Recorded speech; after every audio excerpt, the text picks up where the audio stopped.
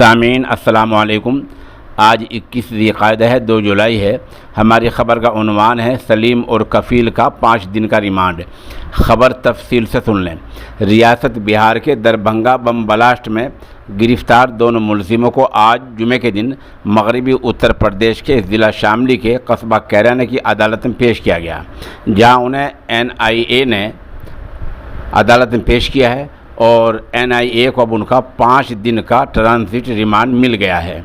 اس transit remand کا مطلب یہ ہوتا ہے کہ ان ملزموں کو کسی دوسری عدالت میں پیش کرنا ہوتا ہے تو اس مدت میں ان کو وہاں لے جایا جا سکتا ہے، چنانچہ اب ان دونوں کو پٹنہ کی عدالت میں پیش کیا جائے گا۔